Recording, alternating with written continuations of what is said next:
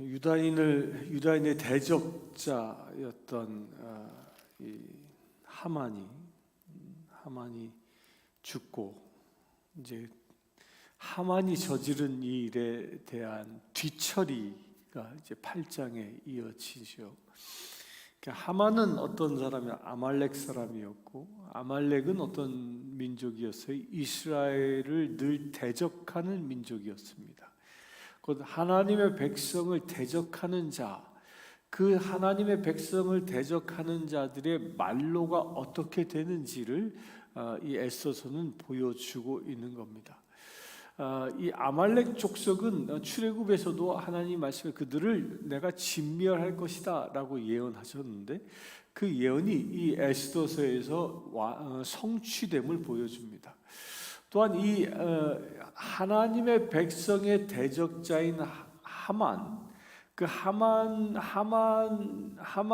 누구? 아말렉 족속들이었는데, 이들이 당시 페르시아 제국에서 가지고 있었던 위상은 어마어마한 위상을 가지고 있었다는 거죠. 당시 하만은 돈이 얼마나 많았으면 은 1만 달란트, 그 돈이 지금 돈으로 따지면 얼마나 된다고 그랬습니까? 액수는 잘 모르겠는데 미국 예산의 3분의 2나 되는 1년에 미국 정부가 쓰는 1년 돈의 3분의 2나 되는 그런 어마어마한 재물을 왕에게 헌납할 정도로 큰 부자였던 거지요. 곧 이스라엘의 대적자들, 이스라엘 하나님의 백성의 대적자들은 세상의 부와 권력을 가지고 대적한다는 것입니다. 이것은요, 마지막 때도 똑같이 나타납니다. 하만은 무엇의 예표자라고 그랬어요? 적그리스도의 예표자라고 그랬죠. 마지막 때가 되면 적그리스도도 이 하만과 똑같은 모습으로 나타난다는 거예요. 세상의 부와 명예, 부와 권력을 가지고 세상을 지배합니다. 그래서 어떻게까지 지배한다고 했습니까? 너희가 666표를 받지 아니하면 물건을 사지도 팔지도 못한다. 이게 모든 부를 다 통제하는 그런 권력을 적그리스도가 갖게 되는 것이거든요. 이 하만이 바로 그와 같은 존재였던 겁니다. 그런데 그런 하만의 존재를 누가 무너뜨리죠? 유대 백성, 그것도 연약한 한 여인에 의하여 무너져 버리고 많은 걸 보여줍니다. 아담과 하와가 이 에덴 동산에서 쫓겨날 때 하나님께서 그들에게 예언을 하지요. 사단을 저주할 때 뭐라고, 여인의 아들에게 머리가 밟힐 것이다 라고 예언했는데, 그 예언이 여기서도 이루어지고 있는 겁니다. 에스더와 그 에스더와 함께하는 사람들로부터 이 하만의 머리가 깨지는, 장대에 높이 달려 죽임을 당하는 그런 역사가 일어난 것을 보여줍니다. 그렇게 하만은 죽었지만 뭐가 남았습니까? 아직도 남아있는 게 하나 있었어요. 그것은 하만에 의하여 왕의 인장이 찍혀진 조서. 그 조서가 뭐죠? 이제 12월이 되면 이스라엘 백성들을, 유대 백성들을 다 멸절시켜라. 그리고 그들의 재산을 다 빼앗으라 라는 그 어마어마한 이 살인 조서가 아직도 남아있는 겁니다. 그래서 에스더가 그것을 해결하기 위하여 다시 왕 앞에 나아갑니다. 왕 앞에 나아가니까 똑같이 일어나죠. 그 왕에게 부름을 받지 못한 사람이 나가면, 금규를 받지 못하면 어떻게 죽임을 당하는 거죠. 에스더는 여기서도 두 번째 목숨을 겁니다. 물론 에스더를 사랑하고 있다는 건 알지만 그럼에도 불구하고 목숨을 거는 거예요. 목숨을 왜 겁니까? 유대 백성의 구원을 위해서 목숨을 거는 겁니다. 이게 에스더의 순수함입니다. 아주 그가 얼만큼 민족을 사랑하고 있는지를 보여주고 있지요. 그러면서 울며 구합니다. 그러니까 금규를 내밀어 이 왕이 뭐 때문에 왔냐? 그러니까 왕이 이 일을 좋게 여기시며 왕에게 은혜를 입었고 또 나를 좋게 보신다면 조서를 내려서 하만에 의하여 내려진 조서를 철회하게 해달라라고 부탁하지요. 그런데 그때 당시에 이 페르시아의 아주 이 법이 무슨 법이 있었어요? 왕의 인장이 찍혀서 발표된 모든 이 명령은 철회할 수 없다. 이게 국가의 법령이에요, 법령. 그러니까 유대 백성들을 12월 달에 다 죽여라. 이거는 하만이 죽었다 할지라도 그 법령은 살아있다라는 거예요. 그것을 이 에스더가 그 법령을 몰랐는지 왕에게 나와서 철회를 부탁합니다. 그러나 왕은 그 법령을 알고 있었기에 철회할 수가 없었던 거지요. 왜 이때 당시에는요, 그 부당한 법령들을 철회하지 못하도록, 그 특별히 왕명으로 명령된 것들은 철회하지 못하도록 그 법규화되어졌냐면, 그때 당시에는 왕은 신이었기 때문입니다. 파라오, 에집트의 왕의 이 직함이 파라오잖아요. 파라오는 무슨 뜻이에요? 태양신의 아들이다. 따라서 태양신의 아들은 누구의 신이에요? 태양신의 아들 신이라는 거예요. 그러니까 이때 당시 왕들은 나는 신이다라고 불렀고 그렇게 역임을 받은 존재인 것입니다. 따라서 신적인 권위는 뭐예요? 신의 권위는 이때 당시 신의 권위는 뭐예요? 신이 한번 뱉은 말은 불변한다. 다시 번복할 수 없다라는 것이 당시의 상식이었던 겁니다. 따라서 신과 같은 왕이 명령을 낸 건 다시 그 신적인 권위가 있기 때문에 번복할 수 없었던 것입니다. 그래서 어떻게 하면 좋겠느냐라고 묻지요. 이제 그러자 누가 명을 받습니까? 모르드게가 명을 받습니다. 근데 이 모르드게는 에스더가 왕 앞에 나오기 전에 무엇을 받지요? 모르드게는 2절에 보면 왕이 하만에서 거둔 반지를 빼어 모르드게에게 주었다. 이 말은 뭐예요? 모르드게가 이제 하만의 자리에 들어선 겁니다. 제상의 자리에 들어선 거예요. 만인지상 1인 지하의 자리에 들어선 것입니다. 그렇게 하나님께서는 모르드게를 높이셨습니다. 또한 1절에 보면요, 왕이 하만이 죽고 나니까 왕이 에스더에게 상을 줍니다. 선물을 하나 줘요. 그 선물이 뭡니까? 하만의 집을 줍니다. 하만의 집을. 그때 당시에는요, 집을 준다라는 것은 뭘 의미하냐면 그 집의 모든 재산권들을 다 준다라는 것과 동일한 거예요. 왜냐하면 옛날에 은행이 없었잖아요. 은행이 없고 이 재산을 따로 둘 데가 없는 겁니다. 다 어디다 뒀어요? 자기 집에다 갖다 둔 거예요. 자기 집 안에 창고를 쌓고 거기다가 금은보화를 쟁여놨던 것이거든요. 그러니까 그 모든 것들을 다 왕후에게 준 것입니다. 왕후는 그처럼 그 하만의 집을 받고 또 그 하만의 집을 누가 또 관리하도록 했어요? 모르드게가 관리하도록 했습니다. 이게 놀라운 거지요.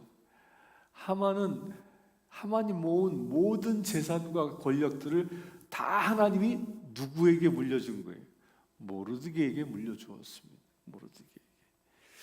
이게 마지막 때가 되면 이런 일이 일어날 것입니다. 적그리스도가 세상을 물질로 권력으로 다스립니다. 그러나 그 적그리스도의 그 세상의 물질과 권력은 결국 누구의 것이 됩니까? 하나님의 사람들의 것이 된다는 것입니다. 천년 왕국이 이루어지면 그와 같은 일이 이루어지는 것이죠. 그렇게 권세를 받은 모르드게에게 왕이 또다시 명령합니다. 왕의 명의로 유다인에게 조서를 뜻대로 쓰고 왕의 반지로 인칠지어다. 유대인들의 명의 유대인들을 위한 조서를 내려라. 그런데 문제는 뭐였어요? 왕에게 아이디어가 없는 거야. 유대인들을 다 죽이라고 했는데, 야, 이걸 어떻게 유대인들을 죽이지 않고 또 그 조서의 명령도 어기지 않고, 이게 그 두 마리 토끼를 잡을 수 있는 방법이 왕에겐 이게 떠오르는 게 없는 거예요. 그러니까 모르드게에게 맡긴 거예요. 모르드게에게 맡겼는데 모르드게도 고민했던 것이죠. 오늘 말씀 9절에 보면 시완월 곧 3월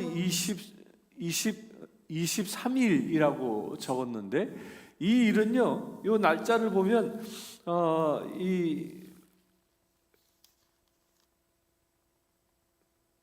그 3장 7절에 보면요, 첫째 달 곧 니산월에 첫째 달에 하만이 조서를 내렸잖아요. 조서를 내렸고 이 첫째 달에 이 엄청난 사건들이 일어났거든요. 그런데 그 사건들이 일어난 이후에 약 3개월 가까이가 흐른 후에요. 이 구절을 보면 3개월 가까이가 흐른 후에 하나님께 모르드게가 지혜를 구했겠죠. 그러면서 얻은 답이 하나 생겨났습니다. 그 답이 뭐예요? 11절에 보면 왕이 여러 고을에 있는 유다인들에게 허락하여 그들이 함께 모여 스스로 생명을 보호하여 각 지방의 백성 줄 세력을 가지고 그들을 치료하는 자들과 그들의 처자를 죽이고 도륙하고 전멸하고 그 재산을 탈취하라 라고 얘기합니다. 이게 무엇이에요? 12월에 유대 백성들 다 죽이고 이 재물들을 다 뺏어도 된다고 얘기했잖아요. 그런데 이제 거꾸로 명령을 내린 거예요. 그날 유대인들을 죽이려고 하는 자가 있으면 유대인들이 그들을 다 쳐 죽여라. 다 쳐 죽이고 그들의 재산을 다 빼앗으라. 이 이야기를 온 전국에다가 반포한 겁니다. 이게 그러니까 눈치가 빠른 사람들은 금방 알아들을 수 있는 얘기죠. 이 유대인들을 다 죽이라고 명령한 배후에는 하만이 있었습니다. 그런데 그 하만은 그때 당시엔 최고의 권력가였습니다. 그런데 이 하만이 어떻게 됐어요? 죽었죠. 이제 없어진 겁니다. 이제 왕 다음에 이 권력가는 모르드게인 겁니다. 모르드게는 유대인임을 밝혀진 것이죠. 그 유대인들의 백그라운드가 누구예요? 모르드게인 거죠. 거기에 함부로 대항할 수 없게끔 만든 것이죠. 유대인을 죽여? 그럼 내가 너희들 죽일 거야. 이 얘기는 뭐예요? 유대인에게 덤비지 말라라는 측명인 거지요. 이 두 가지 측명은요, 영적인 의미가 있습니다. 첫 번째, 이 하만의 유대인을 죽이라라는 이 명령은 영적으로 어떤 의미를 가지고 있냐면, 죄를 지은 자는 죽음에 이를 것이다. 죄가 사망에 이르게 한다. 죽음에 이르게 한다. 이게 구약의 언약이잖아요. 죄를 지으면 죽음에 이른다. 이게 하만의 언약과 같은 거예요. 이것은요, 불변합니다. 그리하여 모든 백성들이 다 죽을 수밖에 없는 운명을 가지고 태어납니다. 왜? 죄 가운데 있으니까. 죄로부터 벗어나지 못하니까. 그런데 하나님께서는요, 두 번째 칙령을 내리십니다. 그게 무엇이에요? 예수 그리스도입니다. 구주를 믿는 자는 구원을 얻게 하는 두 번째 칙령을 내리신 것입니다.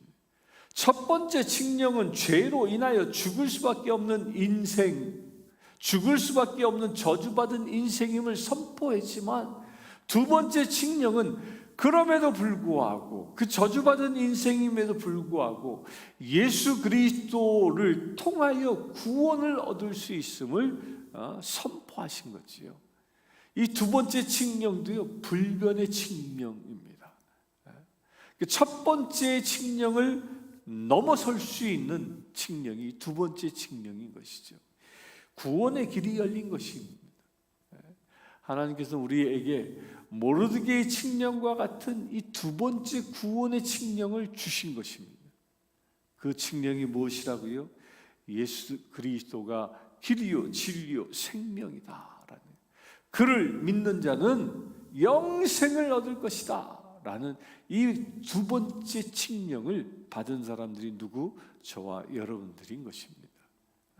그래, 우리는 사망의 죽음에 12월 달 죽어야 하는 그런 인생을 향하여 가는 유대인이 아니라 새 생명을 얻는, 구원의 길을 얻는, 그리하여 우리를 대적하는 자와 싸워 이길 수 있는 그런 능력을 받은 존재가 되었다는 것입니다. 무엇을 통해서? 예수 그리스도를 통하여. 오늘 하루 그렇게 승리하며 살아갈 수 있게 되길 바랍니다.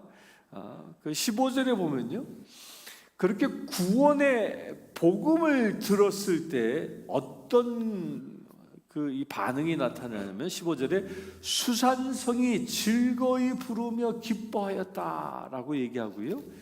또 요 말씀과 대비되어지는 것이 3장 15절이에요. 3장 15절에는 왕은 하만과 함께 앉아 마시되 수산성은 어지럽더라.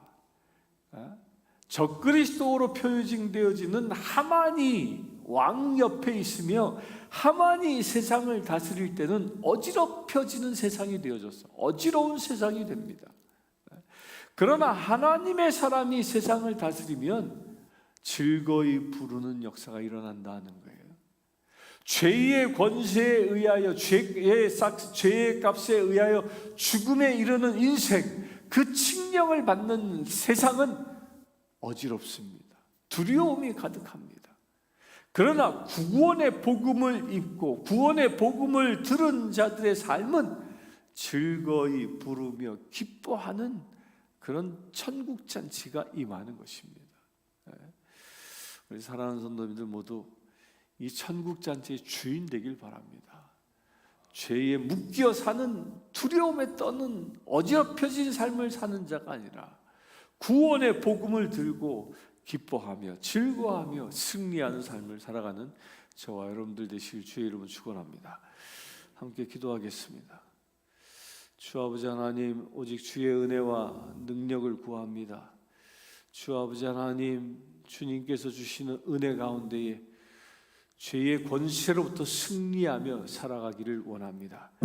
주 아버지 하나님께서 우리를 구원하여 주셔서 죄의 저주를 끊게 하셨습니다. 하만이 내린 죽음의 저주를 우리로 하여금 모르드게의 칙령을 통하여 구원케 하신 것처럼 우리 또한 그처럼 구원의 길을 열어주시네 감사합니다. 유대 백성들을 죽음으로 몰아갔던 하만의 저주로부터 주님께서는 구원하셔서 모르드게를 통하여 구원의 조서를 내리게 하신 것처럼 주님, 우리 또한 예수 그리스도를 통하여 구원의 복음 가운데 서기를 원합니다. 오직 예수 그리스도만이 나의 길이요 진리요 생명임을 선포하며 살아가기를 원합니다. 그래 아버지 하나님, 죽음의 저주 가운데 두려워 떨며 어지럽혀진 인생을 살아가는 불쌍한 심령이 아니라 주님의 구원의 복음 가운데 늘 기뻐하며 생기가 넘치는 삶을 살아가는 우리 되어지기를 원합니다. 주여 축복하여 주시옵소서. 오늘 하루의 삶도 기쁨을 누리며 기쁨을 나누며 이 우리가 살아가는 삶의 자리가 하나님의 천국의 자리 되어지는 놀라운 역사가 이루어질 수 있도록 아버지 축복하여 주시옵소서. 우리 주 예수 그리스도의 이름으로 기도드리옵나이다.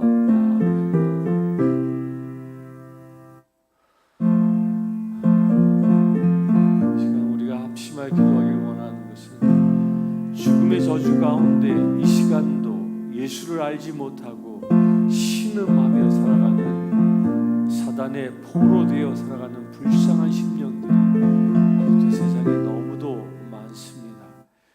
지금 이 세상에는 80억이 넘는 사람들이 살아갑니다.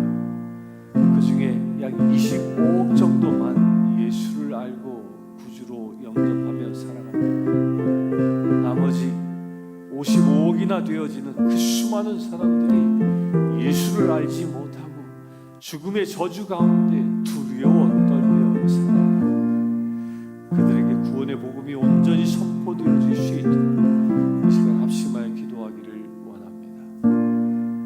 아버지 하나님, 너희는 세상 땅 끝까지 나가 복음을 전하라 말씀하셨습니다. 모든 열방과 민족들에게 복음을 전하라 말씀하셨습니다. 죽음의 저주 가운데 두려워 살아가는 심령들을 구원하라 말씀하셨습니다.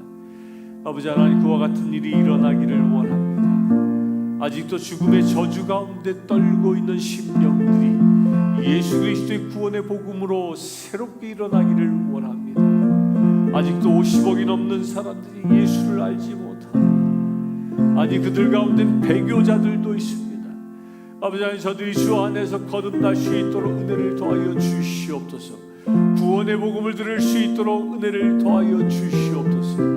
모르드게의 그 칙령을 받고 말탄 병사들이 나라 땅 끝까지, 나라 끝까지 나가 그 칙령을 전파한 것처럼 아버지 하나님, 구원의 복음을 들고 열방 세계 끝까지 복음을 전하는 자들이 일어나기를 원합니다. 주여 역사하여 주시옵소서. 주여 역사하여 주시옵소서. 그래 아버지 하나님, 죽음의 저주 가운데 신음하는 백성들이 하나님을 바라보며 구원의 복음을 입어 기뻐하며 살아가는 세상으로 변화되어질 수 있도록 아버지 축복하여 주시옵소서. 그 대부흥의 때가 일어나기를 원합니다. 말탄 병사들이 일어나기를 원합니다. 아버지 하나님, 역사하여 주시옵소서. 선교사들이 그 말탄 병사들 되게 하셔서 세상 땅 끝까지 복음을 전하여 온 땅에 구원의 복음이 충만한 역사가 일어날 수 있도록 아버지 축복하여 주시옵소서. 예수 그리스도의 이름으로 기도드리옵나이다. 축도를 마치면 각자에게 주신 기도 제목을 기도하는 시간 갖도록 하겠습니다. 지금 우리 주 예수 그리스도의 은혜와 하나님의 크신 사랑과 성령 충만함이 늘 주님의 복된 복음을 들고 살아가기를 원하는 주의 사랑하는 모든 시대들